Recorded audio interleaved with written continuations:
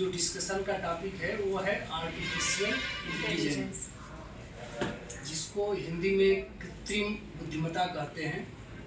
ये शब्द आजकल इंटरनेट की दुनिया में, कंप्यूटर की दुनिया में, समाज में और अपराध की दुनिया में आने वाले समय में किस तरह का समाज होगा, किस तरह के पब्लिक जो है या आम जनता कंप्यूटर का उपयोग कैसे करेगी, तो ये आर्टिफिशियल इंटेलिजेंस बहुत ही पॉपुलर शब्द हो गया है। और आज हम लोग इसको डिस्कशन के माध्यम से समझेंगे कि आर्टिफिशियल इंटेलिजेंस क्या है और साइबर क्राइम की दुनिया में अपराधी कैसे इसका उपयोग कर रहे हैं और किस तरह से उपयोग करके वो पुलिस के सामने एक चुनौती पैदा कर रहे हैं। फेसबुक पर आप देखते होंगे इसी टूल्स के माध्यम से बड़े बड़े प्रोपेगेंडा आ जा रहे हैं, जिन प्रोपेगेंडाओं के जरिए कई देशों की राजनीति में भी उथल पुथल हो गया और वहाँ की राजनीति भी प्रभावित हुई, वहाँ की शासन भी प्रभावित हुई।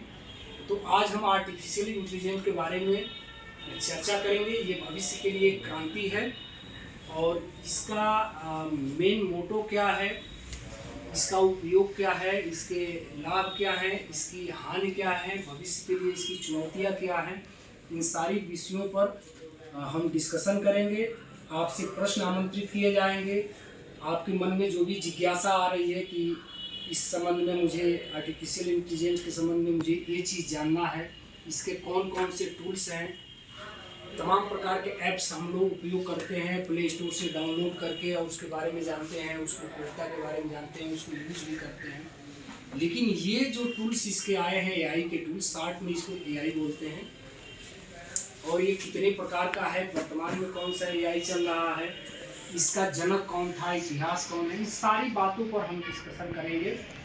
तो मेनली अभी मैं कुछ अपनी बात जो मुझे आइडिया लग रहा है तो मैं आपके सामने रखूँगा, उसके बाद आपके प्रश्न आमंत्रित आएंगे, उन प्रश्नों को मैं जवाब दूंगा जो मेरी समझ है उस समझ के अनुसार। पहला तो ये समझिए कि आर्टिफिशियल इंटेलिजेंस कोई नई चीज़ नहीं है इस विश्व के लिए।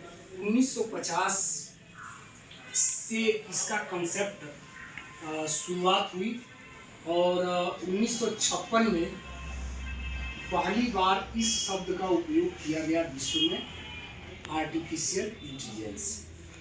लेकिन यूज उसका 1950 में ही, जब इसका काउंटिंग के जरिए कंप्यूटर का जो आविष्कार हुआ, उसमें जब काउंटिंग, कैलकुलेटर चीज़ें जब आने लगी, तभी लगा कि मनुष्य का काम अब आसान होने वाला है। जो काम हम घंटों में करते थे वो काम अब सेकंडों में होने वाला है। लेकिन जो शब्द नाम आया एआई, ये शब्द 1956 में आया। अभी जब आप प्रश्न पूछेंगे तब उसमें मैं जवाब दूंगा कि ये शब्द का इस्तेमाल सबसे पहले किस साइंटिस्ट ने किया था। मेनली इसका जो समझ विकसित करनी है हम लोगों को, ये समझ विकसित करनी है कि मनुष्यों द्वारा ऐसा यंत्र, ऐसा मशीन बनाया जा रहा है जो मनुष्यों की तरह सोचे, समझे, निर्णय ले, और जैसे मनुष्य अपना विचार प्रकट करता है वैसे ही एआई के जो टूल्स हैं उससे जब आप कोई प्रश्न पूछते हैं, आप कहते हैं कि हमको पावर पॉइंट प्रेजेंटेशन बनाना है, आपको केवल टॉपिक देना हो, प्रेजेंटेशन बना के दे देता है। आपको आइडिया केवल उसको बोल कर भी दे सकते हैं आइडिया, लिख के भी दे सकते हैं आइडिया। जो भी आप आइडिया देते हैं विदिन 3 सेकेंड के अंदर वो पूरी प्रोग्रामिंग सेट करके आपके सामने रख देता है। आपने कहा कि हमको एक थ्रिलर कहानी चाहिए जो आज तक जो है इंडिया में किसी पिक्चर में ना आया हो कहानी, और वो कहानी कहीं किताबों में भी नहीं छपी, हमको बिल्कुल नई कहानी चाहिए। वो आपसे पूछेगा पात्र बता दीजिए क्या क्या पात्र है, आपने ज्यों बताया कि ये पात्र हम रखना चाह रहे हैं, एक नई कहानी बना के आपको ही दे दे रहा है। खासतौर से चैट जीपीटी एक है, एक को पायलट है, और आप इसमें देखे होंगे गूगल पर जब आप सर्च करते होंगे जेमिनी, तो गूगल ने जेमिनी को डेवलप किया है। और जो को पायलट है, जो सबसे ज़्यादा इस समय चर्चित हो रहा है या सबसे ज़्यादा अधिक से अधिक कंपनियों में यूज हो रहा है, को पायलट एक टूल्स है, उसको माइक्रोसॉफ्ट ने बनाया है। उसमें आपका कहानी लिखना है, आपको ईमेल का जवाब देना है, आपको कोई लेटर राइटिंग लिखना है, निबंध लिखना है, कोई पिक्चर तैयार करना है, कुछ भी करना है, आपको केवल उस पर बोलना है, लिखना है, वो बना के स्वतः दे रहा है। आपको कोई होमवर्क करना है, आप स्टूडेंट हैं, घर में कोई असाइनमेंट आ गया, असाइनमेंट करना, सब चीज़ें उस पर अवेलेबल है। तो इससे तमाम तरह की भविष्य के लिए चुनौतियां भी हैं, खतरे भी हैं, स्टूडेंट अपने मार्ग से भटक भी सकते हैं। सही उपयोग किया जाएगा तो उसका अच्छा परिणाम भी आ सकता है। तो आपको एक आइडिया आ गया होगा। अब आप अपने प्रश्नों को पूछें ताकि हम उसके उत्तर बताएं तो ज़्यादा समझ विकसित हो। कोई प्रश्न पूछें आप। जी सर, आर्टिफिशियल इंटेलिजेंस क्या है सर? देखिए, आपने पूछा आर्टिफिशियल इंटेलिजेंस क्या है, यानी कि अगर इसकी परिभाषा की हम बात करें कि आर्टिफिशियल इंटेलिजेंस क्या है, तो ये इसको हिंदी में बोलते हैं कृत्रिम बुद्धिमत्ता। यह एक ऐसी तकनीक है जिसमें मशीनों की तरह प्रोग्राम किया जाता है और वे इंसानों की तरह सोच सकती है, इंसानों की तरह वो निर्णय ले सकता है और समस्याओं को भी सॉल्व कर सकता है। यानी कि एक ऐसी तकनीक जो इंसानों की तरह सोचे, इंसानों की तरह निर्णय ले और समस्याओं का समाधान करे, ऐसी तकनीक को AI तकनीक कहते हैं, आर्टिफिशियल इंटेलिजेंस कहते हैं। और किसी का कोई प्रश्न? Yes sir. Sir, artificial intelligence का इतिहास क्या है? जैसा कि हमने अपने शुरुआती लेक्चर में ही बताया कि पहली बार मनुष्य को जब कंप्यूटर का विकास हुआ तो 1950 में लगा कि आर्टिफिशियल इंटेलिजेंस जैसी कोई चीज़ आने वाली है। तो आर्टिफिशियल इंटेलिजेंस के जो शब्द हैं वो पहली बार यूज हुआ है 1956 में। हमने बताया था ना, 1956 में। उस साइंटिस्ट का नाम भी मैं बताऊंगा। ये एक डार्ट माउथ सम्मेलन हुआ था 1956 में। उस डार्ट माउथ सम्मेलन में इस शब्द का पहली बार उपयोग किया गया, AI यानी आर्टिफिशियल इंटेलिजेंस। और उस साइंटिस्ट का जो नाम था, उसका नाम था जॉन मैकार्थी। क्या नाम था? John McCarthy. और किसी का कोई प्रश्न? AI कितने प्रकार का है? अभी इनका थोड़ा सा इतिहास के बारे में और बताया। 56 में इसका सम्मेलन हुआ। सम्मेलन का नाम था डार्ट माउथ। क्या सम्मेलन का नाम था? डार्ट माउथ सम्मेलन, जिसमें AI शब्द का उपयोग हुआ था। साइंटिस्ट जो था उसका नाम जॉन मैकार्थी था। उसके बाद 1997 में आप लोगों ने सुना होगा कि जो चेस का सबसे बड़ा खिलाड़ी उस समय था, गैरी कास्परोव। चेस का मतलब शतरंज। तो एक कंप्यूटर से शतरंज का एक तरफ कंप्यूटर को बैठाया गया, माने आर्टिफिशियल इंटेलिजेंस बैठाया गया। जो कंपनी थी उसका नाम, कंपनी का नाम था IBM कंपनी। जैसे कंप्यूटर में कई कंपनियां हैं ना, तो उसी तरह से एक IBM कंपनी है। जैसे इन्फोसिस है, TCS है, उसी तरह से माइक्रोसॉफ्ट है, उसी तरह से एक IBM कंपनी है। उसने डीप ब्लू इसका एक सॉफ्टवेयर विकसित किया, टूल्स विकसित किया। जो उस समय विश्व का सबसे बड़ा खिलाड़ी था शतरंज का, गैरी कास्परोव, आमने सामने बैठे शतरंज खेला गया। गैरी कास्परोव उसमें क्या हो गया? हार गया। तो ये माना गया कि मनुष्य से अधिक बुद्धिमत्ता इस आर्टिफिशियल इंटेलिजेंस वाले टूल्स में आ गया है। 2011 में IBM ने वाटसन चेपर्टी प्रतियोगिता, जो उसका टूल्स था वाटसन चेपर्टी, इस प्रतियोगिता को IBM कंपनी ने जीता इसी टूल्स के माध्यम से।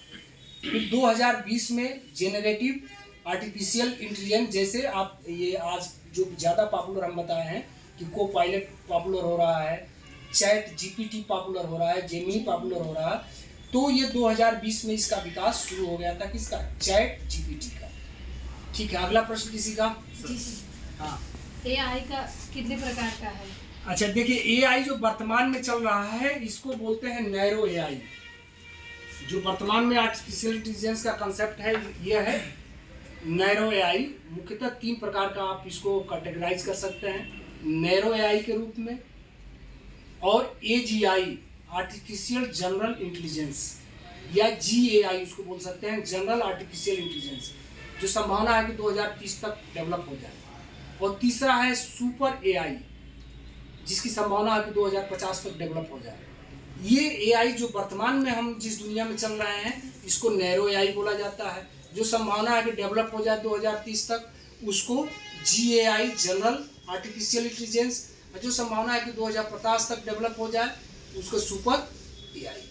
सुपर AI में खतरा है मानवता को, लेकिन वो खतरा एक आशंका हो सकता है कि हमारी पीढ़ी जब वहाँ तक पहुँचे तो उसके लाभ भी हो जाए। अधिक लाभ की ही संभावना है, खतरों से लोग डर रहे हैं, लेकिन ऐसा कोई खतरा नहीं है। अभी तक जो नैरो AI है, जो वर्तमान ये आर्टिफिशियल इंटेलिजेंस चल रहे हैं और इसके जितने भी टूल्स आए हैं, उससे बड़ी बड़ी कंपनियों में, व्यवसाय में, चिकित्सा क्षेत्र में, एजुकेशन क्षेत्र में, ट्रैफिक नियंत्रण के क्षेत्र में लाभ ही लाभ हो रहा है। अभी तो कोई नुकसान नहीं है। अगला किसी का कोई प्रश्न? सर एआई काम कैसे करता है सर? एआई काम कैसे करता है? देखिए, आप लोगों ने कंप्यूटर साइंस में देखा होगा कि थोड़ा बहुत भी आइडिया, आपका बेसिक कंप्यूटर का भी ज्ञान होगा, उसमें आइडिया होगा कि एक डाटा होता है, एल्गोरिदम होता है। अच्छा, पहली चीज़ तो आप कंप्यूटर की भाषा जो 0-1 की भाषा ही समझता है। एक जब इंटर में या बीएससी अगर कोई किया होगा तो एक बाइनरी सिस्टम पढ़ाया जाता है, हाँ, बीजगणित में। तो बाइनरी सिस्टम माने 2 अंकों के समूह को बाइनरी सिस्टम कहते हैं। तो ये कंप्यूटर केवल 0-1 की भाषा समझता है। आप समझते हैं कि हम जो बोल ले रहे हैं, गूगल पर लिख ले रहे हैं, उसको सर्च करके दे रहा है, उसको एक कतई नहीं समझता है। क्योंकि जो कंप्यूटर साइंस में जो लोग इसके थोड़ा सा डीप, अब डीप क्या है, आजकल तो कक्षा 9, 10, 11, 12 में प्रोग्रामिंग पढ़ाई जा रही है, HTML पढ़ाया जा रहा है, लैंग्वेजेस पढ़ाए जा रहे हैं। लैंग्वेजेस का मतलब जैसे आप जावा लैंग्वेज के नाम सुने होंगे, पाइथन लैंग्वेज के नाम सुने होंगे।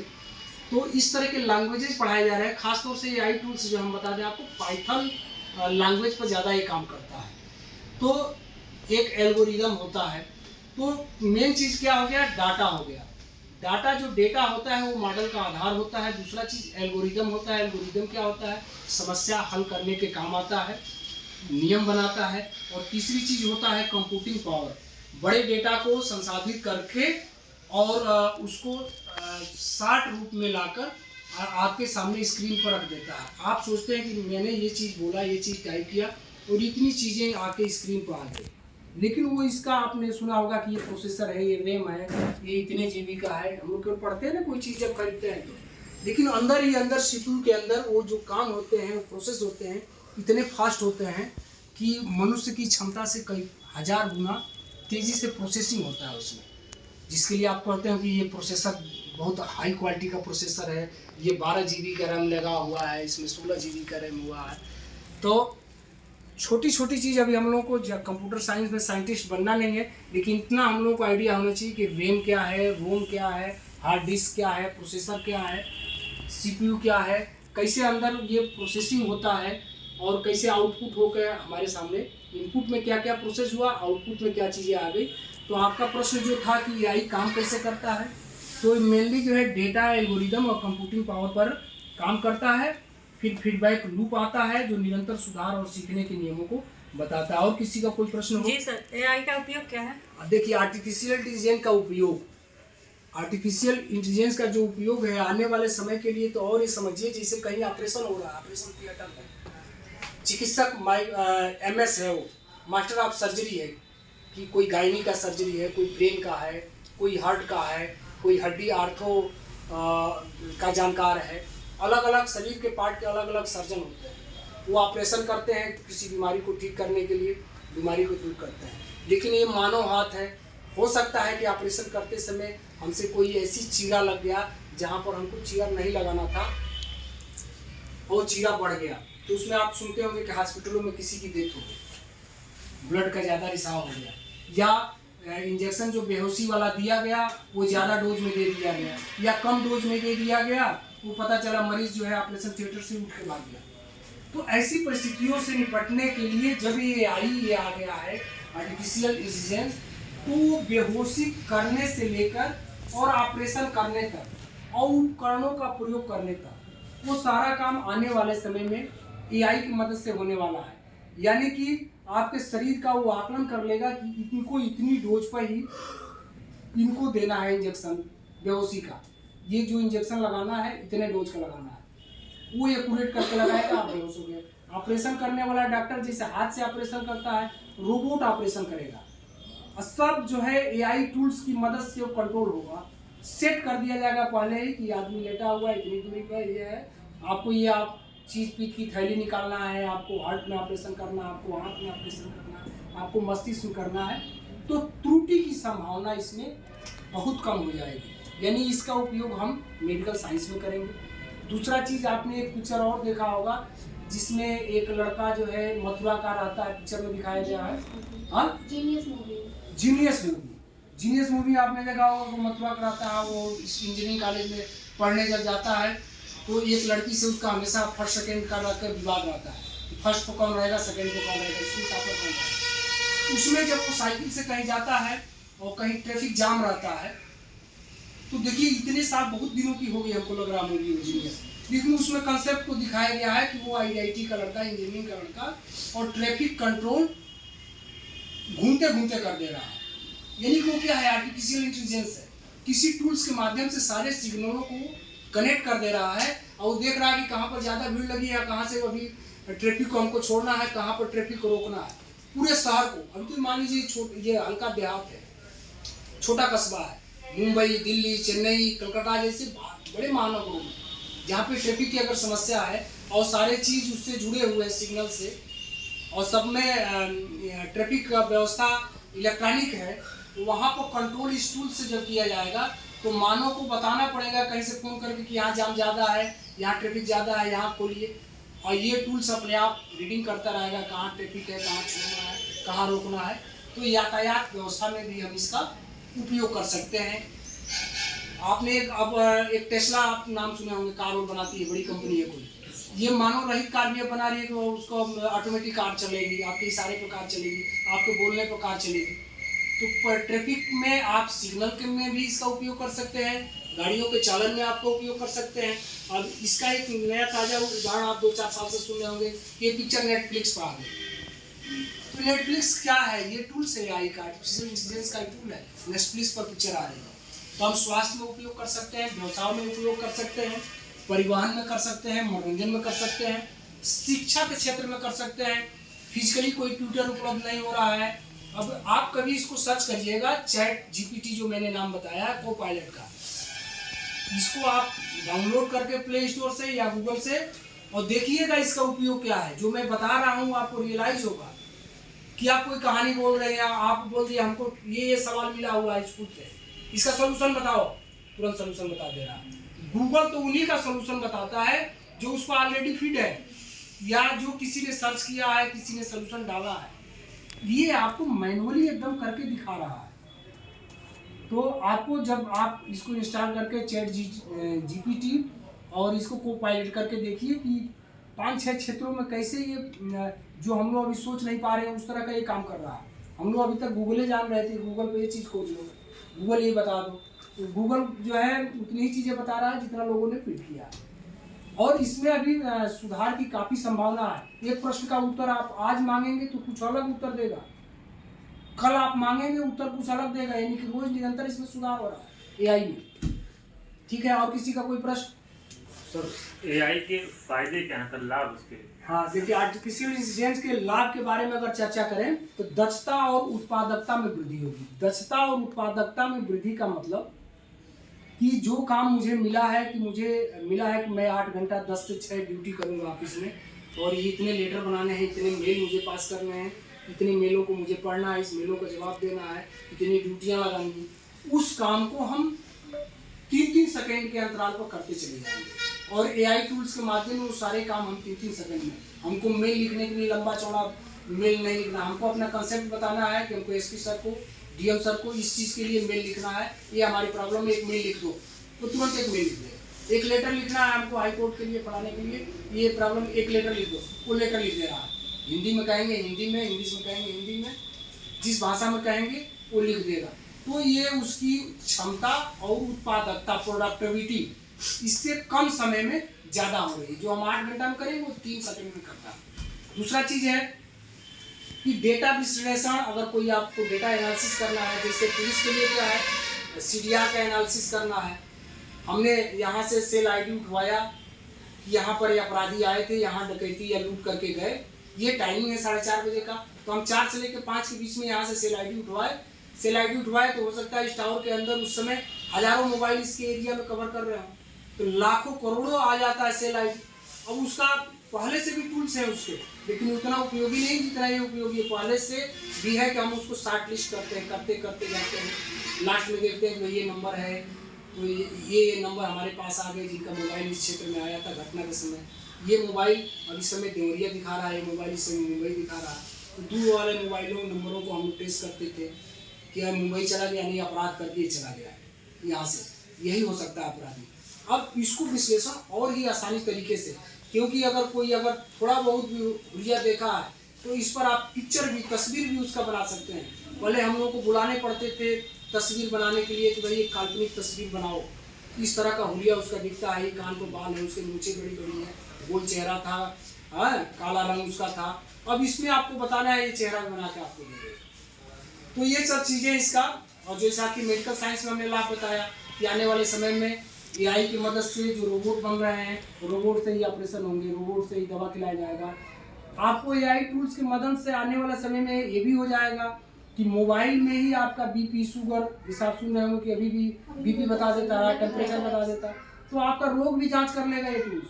आपको दवा का प्रिस्क्रिप्शन भी दे देगा कि आपको डॉक्टर के पास जाने की जरूरत नहीं है, ये डॉक्टर है।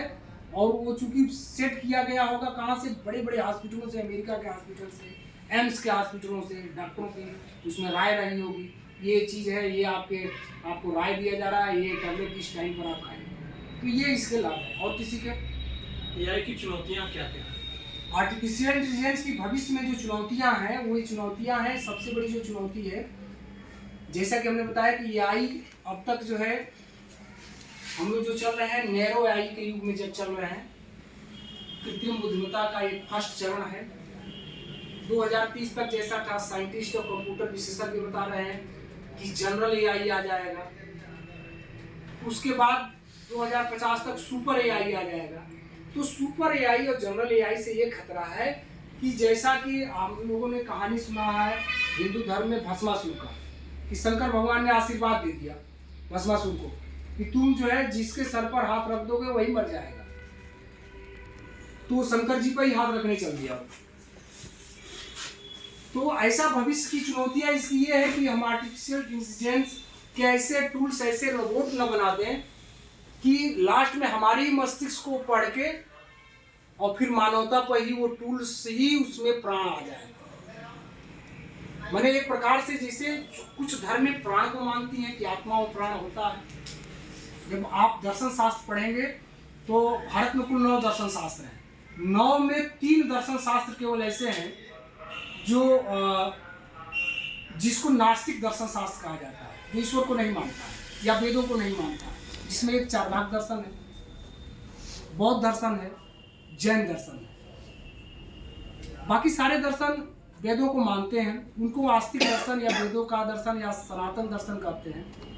तो हमारे जो वेदों के दर्शन है, 6 दर्शन है, उसमें माना जाता है कि आत्मा का कंसेप्ट है, प्राण शरीर के अंदर है और पुनर्जन्म है, ये प्राण है, निकलता है, कहीं और जन्म जाता है। जो नास्तिक प्रकृति के लोग होते हैं या सुपर साइंटिस्ट टाइप के लोग होते हैं या बहुत तार्किक लोग होते हैं, या कई दर्शनों में भी आ गया है कि प्राण नाम की कोई चीज़ नहीं होती है, आत्मा नाम की कोई चीज़ नहीं होती है। ये शरीर उसी प्रकार से है जैसे एक बिजली का तार है, आपने इसमें करंट दौड़ा दिया है, जब तक करंट दौड़ रहा है वो बिजली का तार बहुत उपयोगी है। उसे आप पंखा चला रहे हैं, हीटर चला रहे हैं, उसे आप कंप्यूटर चला रहे हैं, उसे हर चीज़ चला रहे हैं जब तक आप उसमें करंट दौड़ा रहे हैं। जो भी करंट खत्म होता है वो तार की उपयोगिता खत्म है।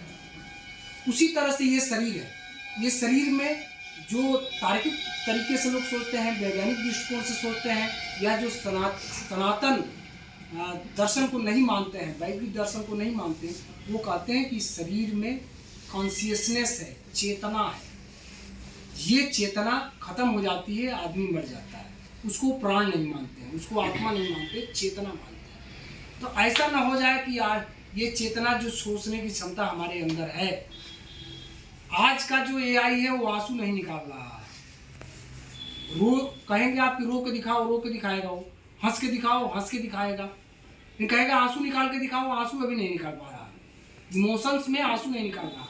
लेकिन जो GAI है, जनरल आर्टिफिशियल इंटेलिजेंस है, या जो आने वाले समय में सुपर आर्टिफिशियल इंटेलिजेंस का डेवलपमेंट जो होने वाला है, कहीं ऐसा ना हो जाए कि उसके आंसू भी निकलने लगे।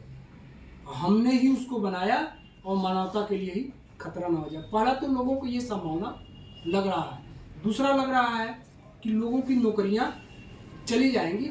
जब सब चीज़ इसी पर आधारित हो जाएंगी तो कोई टीचर नहीं रखेगा, कोई डॉक्टर नहीं रखेगा। हाँ, अब एक जो है कोई नर्सिंग होम खोलेगा, उसमें 5-6 रोबोट रख दिया कि भाई ये गायनी का रोबोट है, ये हड्डी का रोबोट है, ये पैरों का रोबोट है, ये हाथ का रोबोट है, ये जिसका जो ऑपरेशन कराना है आके इसी रोबोट से ऑपरेशन कराओ, ये दवाई लिख देगा रोबोट ही कि आपको क्या बीमारी है। जैसे आज के भी डॉक्टर जांच करने के बाद ही आपकी दवा लिखते हैं कि आपका अल्ट्रासाउंड करा लिए, MRI करा लिए, CT स्कैन करा लिए, ब्लड जांच करा लिए, रिपोर्ट उनके सामने है, उसके बाद आपके रोग की दवा लिख रहे हैं। तो ये रोबोट भी आपकी जांच कर लेगा खुद है। उस रोबोट के अंदर ही सारे लेबोरेटरी रहेंगे, उस एक रोबोट के अंदर ही जांच की सारे प्रोसेस रहेंगी। आपका स्वयं CT स्कैन कर लेगा, वहीं पर ब्लड टेस्ट करके ब्लड रिपोर्ट ले लेगा और वही 3 सेकेंड के अंदर ही आपको दवा भी लिख देगा। तो ये एक संभावना लोगों के अंदर दिमाग में बन रहा है कि आने वाले समय में कहीं ऐसा ना हो कि ये लोगों की नौकरियां ले ले। और सुरक्षा खतरा भी हो सकता है। सुरक्षा खतरा है कि रोबोट के माध्यम से कोई देश ऐसा ना विकसित हो जाए कि वो पहले सुपर AI बना ले, उसके टूल्स बना ले और अपने यहाँ रोबोटों को बॉर्डर को खड़ा कर दे, रोबोट युद्ध होने लगे। तो इस तरह की कई तरह की समस्याएं हैं। और किसी का कोई प्रश्न? जी सर, AI का भविष्य क्या है? अब भविष्य जैसा वही हमने चीज़ बताया कि भविष्य का मतलब AI का भविष्य है कि अभी जनरल हम लोग नैरो AI की दुनिया में चल रहे हैं। आने वाला समय जो है जनरल AI का है, उसका आने वाला समय जो है सुपर AI का है। और मनुष्य के लिए हमेशा संभावनाओं का समय रहता है। पॉजिटिव थिंकिंग रखकर किसी चीज़ का हम लोगों को देखना चाहिए। अब हम लोग अपने समय में 30-35 साल पहले देखे कि बैलगाड़ी से ही यात्रा करते थे। 85 तक हमने देखा कि बैलगाड़ी से ही हम लोग ट्रैफिक करते थे, यात्रा करते थे 10-5 किलोमीटर 20 किलोमीटर तक। बैलों के माध्यम से ही हम खेतों की जो दवाई होती है गेहूं के और धान की, बैलों के माध्यम से करते थे। सरसों के तेल की पेराई बैलों के माध्यम से करते थे। गन्ने की पेराई बैलों के माध्यम से करते थे। 85 तक हम लोगों ने देखा गाँव अपने क्षेत्रों में। तो हम लोग अगर सोचते कि आने वाला मशीन जो है, ट्रैक्टर जो है, खेतों की जुताई बहुत कम समय में कर देगा, ये दवाई भी बहुत कम समय में कर देगा, गन्ना मिलें हो गई हैं, चीनी दे देगा, तो हम लोग अगर उस समय सोचते कि इससे तो आने वाले समय में हमारे जो है जो कल्चर है, जो संस्कृति है, जो हमारे बाप दादा कर आए हैं, वो सब चीज़ें ख़त्म हो जाएंगी, बैल ख़त्म हो जाएंगे, गाय ख़त्म हो जाएंगी और जो है मानव की नौकरी चली जाएगी। तो आज जिस युग में हम जी रहे हैं, ये युग हम नहीं देख पाते। तो यानी कि हमेशा पॉजिटिव थिंकिंग रख के चलना है कि अगर AI सुपर AI भविष्य में आता है और अच्छी चीज़ें, जैसा कि अब तक साइंटिस्टों ने, कंप्यूटर साइंस के विशेषज्ञों ने इन चीज़ पर अपनी बात रखी है कि इससे ये चीज़ों पर हम आगे बढ़ रहे हैं और ये चीज़ें हम इस भविष्य में इससे पाएंगे, उसकी ये चीज़ लाभ है, तो हम उसको पॉजिटिव थिंकिंग रख कर सोचें कि आने वाला समय हम लोगों के लिए होगा। बशर्ते समय ये है कि हमको इसके साथ चलना है। हम केवल किताबों में न पढ़ें, आर्टिफिशियल इंटेलिजेंस आर्टिकल में न पढ़ें, टीवी पर न देखें, हम खुद इसके साथ चलते रहें, तभी हम अपने परिवार को भी इसके साथ चला पाएंगे, समाज को इसके साथ चला पाएंगे, देश को इसके साथ चला पाएंगे। तब ग्लोबलाइजेशन स्तर पर, विश्व स्तर पर हम भी अपने को डेवलप कंट्री के रूप में देख पाएंगे। तो इसमें हम सबका, क्योंकि सबसे ज़्यादा अगर मानव संपदा है तो वो भारत में है, विश्व की सबसे बड़ी आबादी है। और इस कंप्यूटर के युग में अगर ये ज्ञान भारत पा जाता है, सबसे पहले भारत ही ऐसे टूल्स विकसित कर देता है, उसको उपयोग अपने यहाँ कर लेता है, तो निश्चित रूप से विश्व को हम यहाँ से ह्यूमन रिसोर्सेज उपलब्ध कराएंगे, AI के क्षेत्र में रिसोर्सेज उपलब्ध कराएंगे। तो ये हम लोगों के लिए फ़ायदेमंद है। पॉजिटिव थिंकिंग इस पर रहना चाहिए।